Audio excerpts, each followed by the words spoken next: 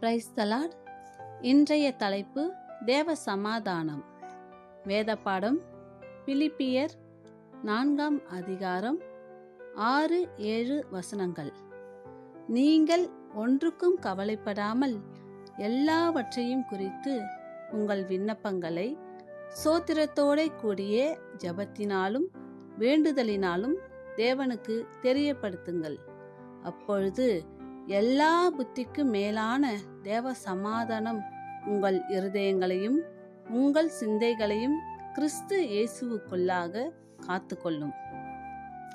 ஆம், கிறிஸ்துவுக்குள் பிரியமானவர்களே, நம்முடைய வாழ்க்கையிலும் கூட எவ்வளவு கஷ்டங்கள் பிரச்சனைகள் இருக்கும். ஆனால் இந்த வசனம் சொல்கிறது, நாம் நம்முடைய பிரச்சனைகள் எதுவாக இருந்தாலும் அதை குறித்து நீங்கள் கவலைப்படாதீர்கள். எல்லா கஷ்டங்களையும் நாம் கர்த்தருடைய சமூகத்திலே விட்டுவிட வேண்டும். அதுவும் எப்படி என்றால், சோத்திரத்தோட கூடிய ஜெபத்தினாலும் வேண்டுதலினாலும் தேவனுக்கு தெரியப்படுத்த வேண்டும். அப்படி நாம் விண்ணப்பம் பண்ணி கர்த்தருடைய சமூகத்திலே வைத்து நாம் ஜெபம் பண்ணும்போது நம்முடைய அறிவு கெட்டாத எல்லா புத்திக்கு மேலான தேவ சமாதானம் நம்மை காத்து கொள்ளும் என்று இந்த வசனத்தின் மூலம் நாம் அறிந்து கொள்ள முடிகிறது.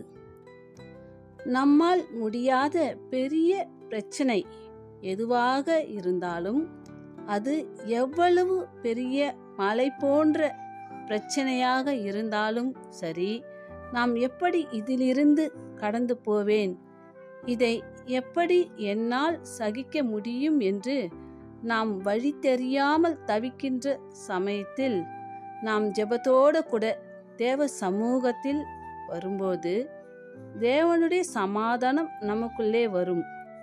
அப்பொழுது அந்த பிரச்சனையை மேற்கொள்வதற்கான பலனையும் தைரியத்தையும் தேவன் நமக்கு கொடுப்பார்.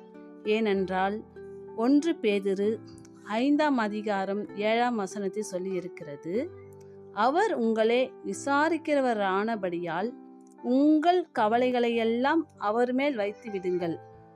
அப்படி நாம் ஒன்றுக்கும் கவலைப்படாமல் எல்லா விண்ணப்பங்களையும் சோத்திரத்துடனும் ஜெபத்துடனும் தேவனிடத்தில் தெரியப்படுத்தும்போது எல்லா புத்திக்கு மேலான தேவ சமாதானத்தை நாம் பெற்றுக்கொள்ள முடியும்.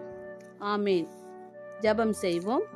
அன்பின் பரலோக தேவனே, இந்நாளில் நீர் கொடுத்த இந்த வார்த்தைக்கு நன்றி.